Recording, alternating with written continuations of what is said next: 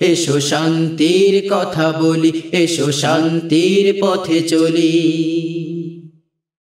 বিসমিল্লাহির রহমানির রহিম।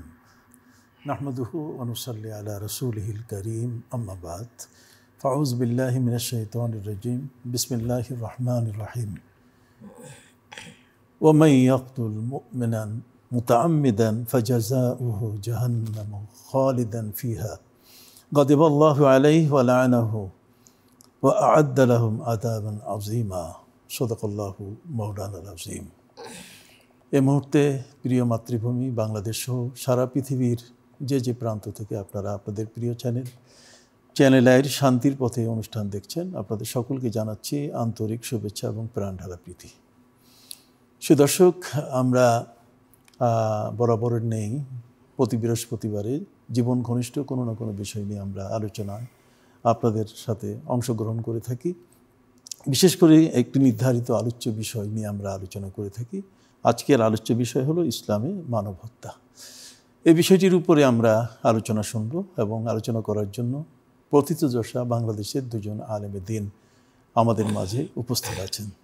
আমার ডানে বসে আছেন বাংলাদেশের আরেকজন প্রথিতযশা সর্বজন শ্রদ্ধা আলেম, সেই ফরিদগঞ্জ মজিদিয়া কামিল মাদ্রাসার সাবেক অধ্যক্ষ ডক্টর এ.কে.এম. মাহবুবুর রহমান। আসসালামু আলাইকুম ওয়া রাহমাতুল্লাহ। আমার বামে বসে আছেন বাংলাদেশের সেই বর্তমান সময়কালের যে প্রতিষ্ঠানটি সারা বিশ্বে আলোড়ন সৃষ্টি করেছে, ড্যামরাস্ত শারুলিয়া দারুস নাজাত সিদ্দিকিয়া কামিল মাদ্রাসার প্রধান মুফতি আল্লামা মাওলানা উসমান গনি সালেহী।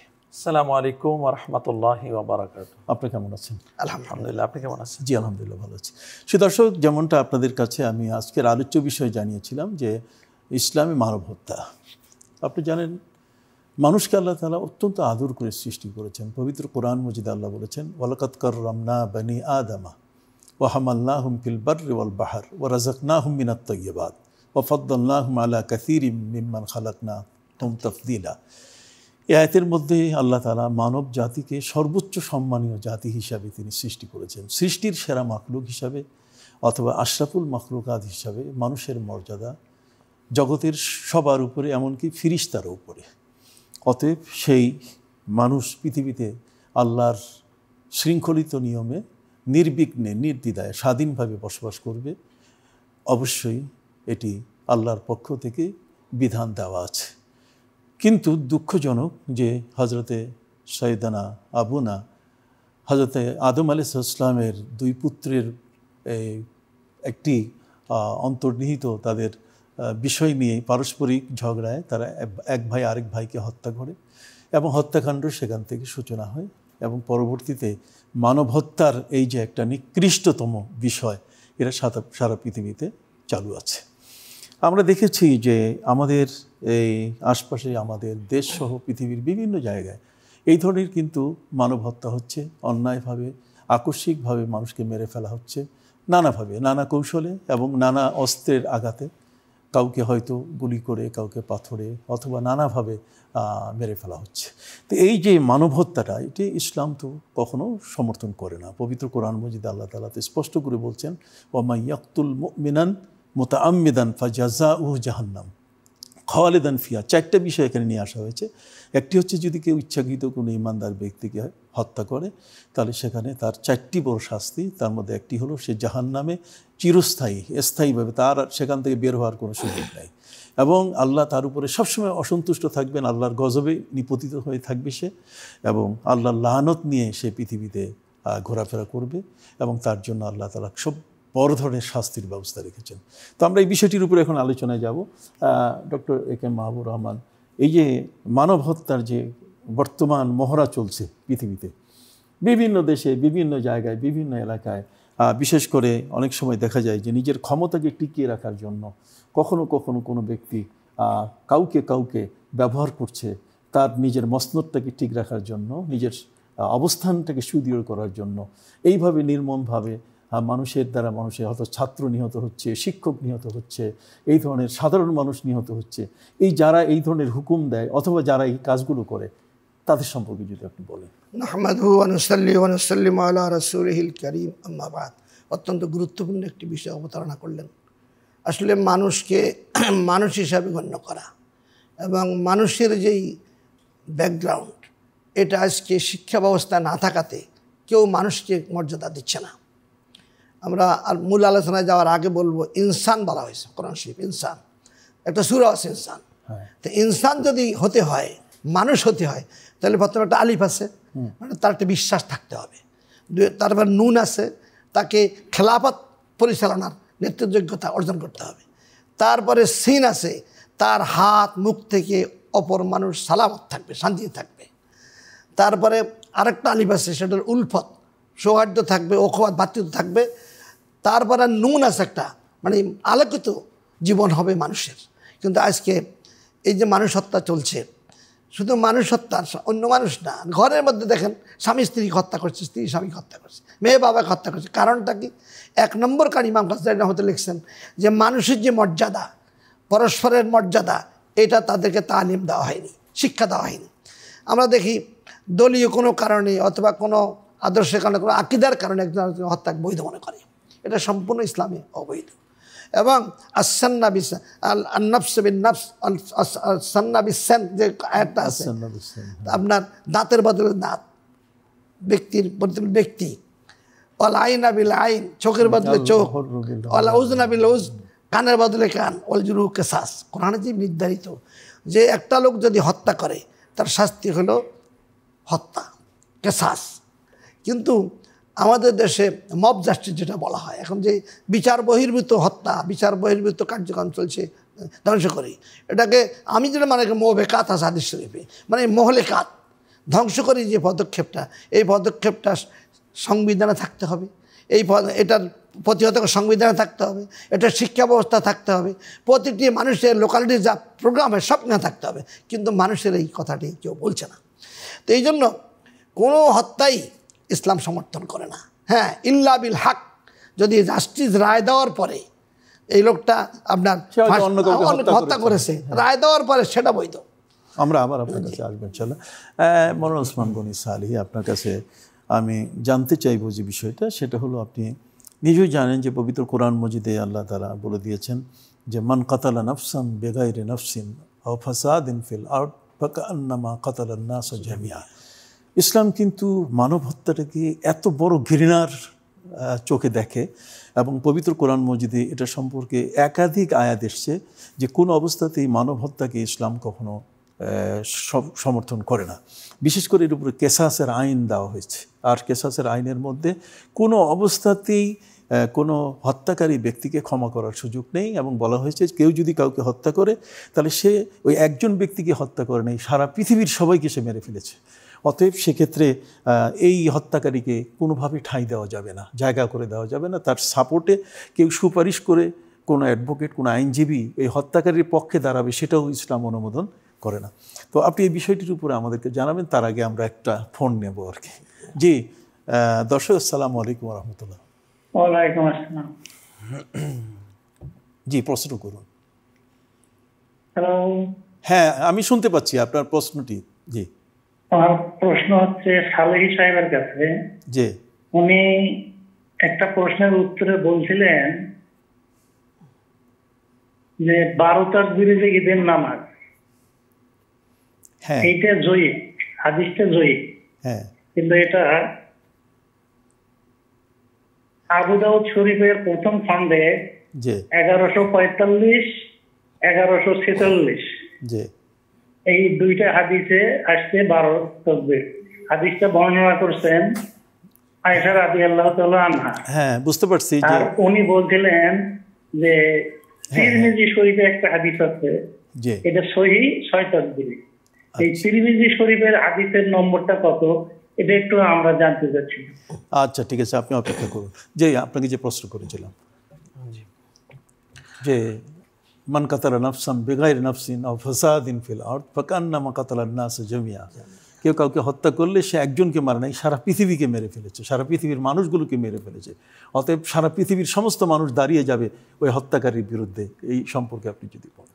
ধন্যবাদ আপনাকে। আসলে পেয়ারা নবী রসুল করিম সাল্লাল্লাহু আলাইহি ওয়াসাল্লামা তিনি কিয়ামত যে অত্যাসন্ন এবং পৃথিবীর বিপর্যয়ের পিছনে যতগুলো কারণ বর্ণনা করেছেন তার মধ্যে একটি অন্যতম হচ্ছে আল হারাজ। সাহাবায়ে কেরাম জিজ্ঞেস করলেন, ওমাল হারাজু ইয়া রাসূলুল্লাহ, হুজুর হারাজটা কি? রসুল বলছেন যে হত্যা। কিয়ামতের পূর্বে হত্যা, জিঘাংসা, মারামারি, খুন খারাপি, গুম এগুলো বেড়ে যাবে। সাহাবায়ে কেরাম নবী পাক সাল্লাল্লাহু আলাইহি ওয়াসাল্লামকে জিজ্ঞেস করলেন, ইয়া রাসূলুল্লাহ, এই মুহূর্তে আমাদের করণীয় কি?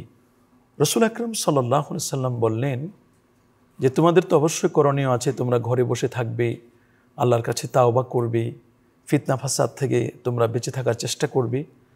তবে এমন একটি সময় আরও কঠিন হবে যে কে কাকে হত্যা করেছে, কোন কারণে হত্যা করেছে সেটিও সে জানতে পারবে না। আমরা কিন্তু বাস্তব চিত্রটি, যেটি রসুল আকরাম সাল্লাল্লাহু আলাইহি ওয়াসাল্লাম প্রায় 1450 বছর আগে বলে গিয়েছিলেন, সেই বাস্তব চিত্রটি কিন্তু আমরা দেখতে পাচ্ছি।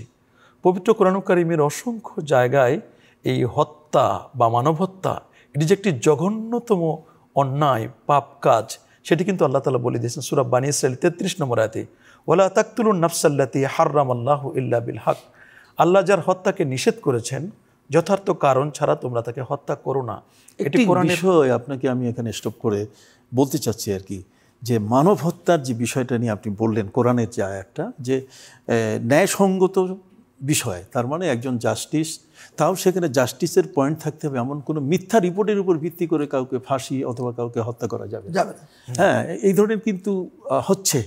কিন্তু আপনি দেখেন হত্যা এমন একটি বিষয় ছড়িয়ে পড়েছে পৃথিবীতে, যে হযরতে উসমান যুন্নুরাইন, মানে হযরতে ওমরে ফারুক রাদিয়াল্লাহু তাআলা আনহু, হযরতে উসমান যুন্নুরাইন, হযরতে আলী রাদিয়াল্লাহু তাআলার মতো ব্যক্তি, ঠিক এমনি করে হযরতে ইমাম হুসাইন রাদিয়াল্লাহু তাআলার ব্যক্তি, এই যে হত্যাকাণ্ডগুলো পৃথিবীতে এইভাবে যে ঘটে যাচ্ছে, সেই বিষয়গুলোর উপরে ভিত্তি করে আমরা একটু আলোচনা জানতে চাচ্ছি। দেখুন, আমরা যদি বলি যে এই মানে নব্য বা নতুন করে যদি আমরা রসুল আকরাম সাল্লাল্লাহু আলাইহি ওয়াসাল্লামের জামানার পর থেকে নিয়ে যারা প্রথম এই হত্যাকাণ্ডের পিছনে যাদের ইন্ধন এবং যারা এর পিছনে সবচেয়ে বেশি কাজ করেছে, তাদের মধ্যে সেই ব্যক্তিটি যে ইহুদি গোত্র থেকে আসা, ইয়ামানের সানা অঞ্চলে যার বাড়ি, তার নাম হচ্ছে আবদুল্লাহ ইবনে সাবা।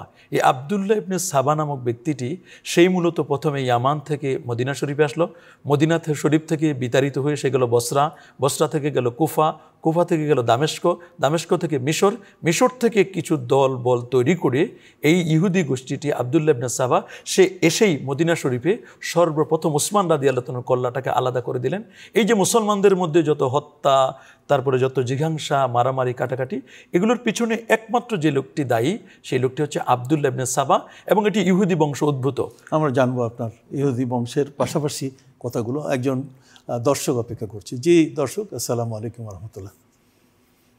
ওয়ালাইকুম সালাম হুজুর। আসসালামু আলাইকুম হুজুর। ওয়ালাইকুম সালাম ওয়া রাহমাতুল্লাহ। জি, আপনি প্রশ্নটি করুন। মাসুম কুমিল্লা ধর্মপুর থেকে। জি বলুন। দুটি প্রশ্ন। প্রথম প্রশ্নটি কোরআন থেকে, সূরা তওবা আয়াত নম্বর 6 অধ্যায় 9, সূরা তওবা আয়াত নম্বর 6। এই আয়াতে কোরআন বলতেছে যে যদি কোনো কাফের বা শত্রু তোমার নিকট আশ্রয় প্রার্থনা করে তাদেরকে নিরাপদ স্থানে আশ্রয় দাও। যদি কোনো কাফের বা শত্রু তোমার কাছে আশ্রয় প্রার্থনা করে তুমি তাদেরকে নিরাপদ স্থানে আশ্রয় দাও। নিরাপদ স্থানে আশ্রয় দাও বলতে এই আয়াতটিতে কোরআন কি বলতেছে? কোরআন। আর দ্বিতীয় প্রশ্নটি, মুহাম্মদ সাল্লাল্লাহু আলাইহি ওয়াসাল্লামের একটি হাদিস, একজন বৃদ্ধ মহিলা একটি বিড়ালকে বেঁধে রেখে খাবার দিত না। একজন বৃদ্ধ মহিলা বিড়ালকে বেঁধে রেখে খাবার দিত না। এই হাদিসটি সম্পর্কে বলবেন? আচ্ছা, আপনি অপেক্ষা করুন, আমরা উত্তর দিচ্ছি। জি, আপনি বলতেছিলেন সেই আবদুল্লাহ ইবনে সাবার কথা, যে এটা ইহুদিদের সেই থেকেই মূলত হযরত উসমান রাদিয়াল্লাহু তাআলা আনহুকে হত্যা করার যে পরিকল্পনায় তারা সফল হয়েছে এবং তাকে নির্মমভাবে হত্যা করেছে। এই যে আবদুল্লাহ ইবনে সাবা যে এই হত্যাকাণ্ডটি ঘটালো, শুরু হলো কিন্তু মুসলমানদের মধ্যে দ্বন্দ্ব, অথচ রাসূল আকরাম সাল্লাল্লাহু আলাইহি ওয়াসাল্লামের জামানায় পারে নাই, উসমান হযরত ওমর রাদিয়াল্লাহু জামানায় পারে নাই, আবু বকর সিদ্দিক রাদিয়াল্লাহু তাআলা জামানায় পারে নাই। পরবর্তীতে কে হবেন মসনদে, খলিফার মসনদে কে বসবেন? আগে কি মসনদে বসবেন নাকি উসমান রাদিয়াল্লাহু তাআলা হত্যার বিচার করবেন? শুরু হলো দুটো দল। এই দুটো দল তৈরি করে, দুটো দল যখন তৈরি হলো, এরপরে হযরতে আলী রাদিয়াল্লাহু তাআলাকে তারা বললেন যে আপনি খলিফার আসনে বসেন। এক পর্যায়ে সাময়িক সময়ের জন্য যখন তাকে বসানোর জন্য চেষ্টা করা হলো, আলী রাদিয়াল্লাহু তাআলা সামান্য সময় মেনে নিলেন। সমস্ত সাহাবায়ে কেরাম তখন হজের সময়টি ছিল, হজে গিয়েছিলেন। হজরতে মা আয়েশা সিদ্দিকা রাদিয়াল্লাহু তাআলা আনহা তিনি তখন হজের সফরে ছিলেন। তিনি যখন মক্কা শরীফ থেকে মদিনা শরীফে আসতেছিলেন প্রতিমধ্যে তিনি জানতে পারলেন যে হজরত ওসমান রাদিয়াল্লাহু তাআলা শাহাদাত বরণ করেছেন। তিনি তখন আবার মক্কায় ফিরে গেলেন এবং ওই সময় আলীর হজরত তলহা এবং জুবাইর দুজন বিখ্যাত সাহাবী ছিলেন, তারাও মক্কা শরীফে গেলেন, মা আয়েশার সাথে পরামর্শ করলেন, বলেন যে এই হত্যাকাণ্ডটি কোথা থেকে শুরু হলো? বলে হত্যাকাণ্ড শুরুর মূলত প্রিপারেশন গ্রহণ করা হয়েছে বসরা থেকে। তখন এই তিনজন মিলে বসরায় গেলেন। এদিকে হজরত আলী রাদিয়াল্লাহু তাআলা তিনিও বসরায় গেলেন, দামেস্ক থেকে হজরত আমিরে মুআবিয়া রাদিয়াল্লাহু তাআলা তিনিও বসরায় আসলেন। সকলে মিলে পরামর্শ করলো যে আগে ওসমান হত্যার বিচার হবে, তারপর আমরা মসনদের দখল করব। এবং এটি যখন সমস্যা যখন সমাধান হয়ে গেল তখন তৃতীয় পক্ষ এই আব্দুল্লাহ ইবনে সাবাই, এই সাবাই গোষ্ঠীটা এরা বলল যে সমাধান হয়ে গেল রক্তপাত ছাড়াই, কোনো হত্যা জিজ্ঞাসা ছাড়াই, তো এটা তো মেনে নেওয়া যায় না। কারণ সবসময় তৃতীয় পক্ষটি একটি টার্গেট থাকে যে হত্যা কিভাবে আরও বেশি দীর্ঘস্থায়ী হয়, কিভাবে আরও বেশি মানুষ মারা যায়। এক পর্যায়ে এরা যখন রাতে সমাধান করে ঘুমিয়ে পড়লো যে আলী রাদিয়াল্লাহু তাআলা তিনি চলে যাবেন মদিনা শরীফে গিয়ে উসমান হত্যার বিচার করবেন, তারপর উনি বায়াত করাবেন, আমরা নিজেরাও সেখানে বায়াত নেব। মা আয়েশা রাদিয়াল্লাহু তাআলা আনহা তিনিও বায়াত নিতে চেয়েছিলেন। কিন্তু রাতের বেলা এই সাবাই গোষ্ঠী সবাই যখন ঘুমিয়ে পড়লো, সাবাই গোষ্ঠী হজরতে মা আয়েশা রাদিয়াল্লাহু তাআলার উপর আক্রমণ করলো, হজরতে আমিরে মুআবিয়া রাদিয়াল্লাহু তাআলার উপর আক্রমণ করলো। যখন আক্রমণের মাত্রা বেড়ে গেল, স্বাভাবিকভাবে এই হত্যাকাণ্ডের তীর চলে আসলো হজরত আলী রাদিয়াল্লাহু তাআলার দিকে, যে ইনি ছাড়া আর কে করবেন। এই যে হত্যাকাণ্ডের তীর যখন আলী রাদিয়াল্লাহু তাআলার দিকে দেওয়া হলো, তখন ওই জায়গায় ওই সময় 23,000 মানুষ মুসলমানের মধ্যে হত্যা। এবং পরবর্তীতে হজরতে আলী রাদিয়াল্লাহু তাআলা তিনি কিছুদিন বসরায় অবস্থান করেছিলেন। তখন ওই তৃতীয় পক্ষটি এসে আবার বলল যে আপনার ব্যাপারে তো আমিরে মুআবিয়া বাজে মন্তব্য করছে। তখন হজরত আলী রাদিয়াল্লাহু তাআলা তিনি আমিরে মুআবিয়াকে গভর্নরের পদ থেকে বরখাস্ত করলেন। আসলে কিন্তু এগুলো কিছুই না, সবগুলো কিন্তু বানানো। এই যে তৃতীয় পক্ষটি কিন্তু কাজ করছে আব্দুল্লাহ ইবনে সাবাই গোষ্ঠীটি, যখন এই কাজ করতেছে ঠিক ওই সময়টিতে হযরত আমির মুআবিয়া রাদিয়াল্লাহু ওখান থেকে তিনি কিছু মানুষ প্রস্তুতি নিলেন যুদ্ধ করার জন্য, এদিকে আলী রাদিয়াল্লাহু তিনি যুদ্ধ করার জন্য প্রস্তুতি নিলেন। সেখানে প্রায় ৭৩,০০০ তার সর্বমিলে সিফিন নামক জায়গায়, বসরা এবং দামেস্কের মাঝখানে সিফিন নামক জায়গায়, যেটাকে জঙ্গে জামাল, আগের যুদ্ধটি হচ্ছে উষ্টির যুদ্ধ আর এটা হচ্ছে সিফিনের যুদ্ধ, এই দুই যুদ্ধে মুসলমানদের প্রায় ৯১,০০০ মানুষ মারা গেছেন। তাও তার কিন্তু সাহাবায়ে কেরামের মধ্যে, সাহাবায়ে কেরামদের মধ্যে। পরবর্তীতে কিন্তু আলী রাদিয়াল্লাহু তাআলা তিনিও বুঝতে পেরেছেন যে আসলে এই ব্যাপারে তো আমাদের কোনো কথা ছিল না। মা আয়েশা রাদিয়াল্লাহু তাআলার সাথে আলী রাদিয়াল্লাহু তাআলা একজন হচ্ছেন শাশুড়ি, আরেকজন হচ্ছেন জামাই। শাশুড়ি জামাইয়ের যুদ্ধ, এই যে দ্বন্দ্বগুলো, কলহগুলো, মারামারিগুলো কেন হলো, এই পিছনে যে লোকটি দায়ী সেই লোকটি হচ্ছে মূলত আব্দুল্লাহ ইবনে সাবাই। সে আব্দুল্লাহ ইবনে সাবাইয়ের কিছু লোক কিছু মুতাজিলি আকীদা বিশ্বাসে খারেজি, তারা কিন্তু সমাজের মধ্যে বর্তমান হত্যা জিজ্ঞাসা এগুলো কিন্তু চালাচ্ছে। ধন্যবাদ, আপনি আসলে একটা ইতিহাস বললেন আমাদের কাছে। আমি একটু প্রশ্ন উত্তরে যাব। আপনি জানেন একজন আপনার কাছেই জানতে চেয়েছে, আপনি একটু বলেন যে 12 তাকবীরের হাদিস আপনি জয়ীফ বলছেন, এটা আবু দাউদের, হ্যাঁ এটা হাদিস, যেটা আপনি তিরমিজি শরীফের হাদিস নম্বরটা কি জানা? আসলে উনি মিস্টেক করেছেন, আমি তিরমিজি শরীফ থেকে এরকম কোনো হাদিস রেফার করি নাই, আমি করেছি সেটি হচ্ছে শরহুল মাআনি ওয়াল আসার।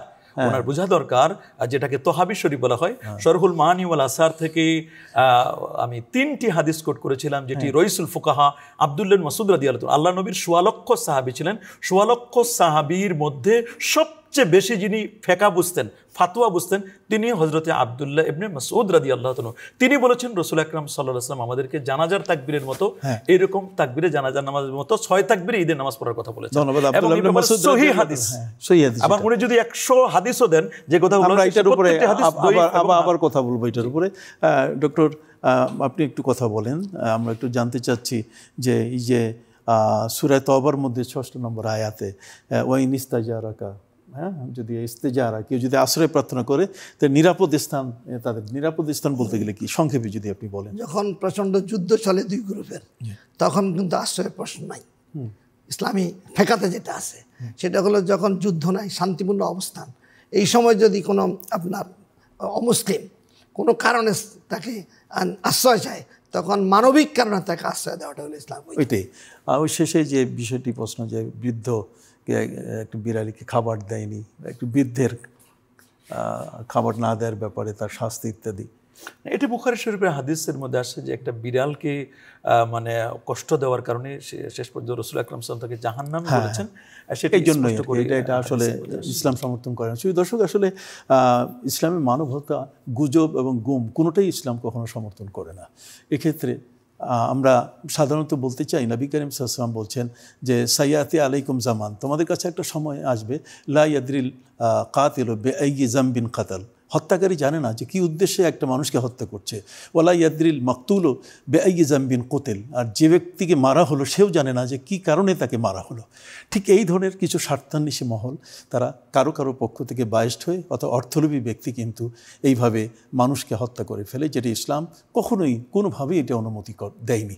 সবাই ভালো থাকেন, আমরা যেন এই ধরনের অপকর্ম থেকে বেঁচে থাকি, গোটা দেশ জাতি যেন বেঁচে থাকে, সারা পৃথিবী এর থেকে যেন সবক গ্রহণ করে। আসসালামু আলাইকুম ওয়া রাহমাতুল্লাহি ওয়া বারাকাতুহু।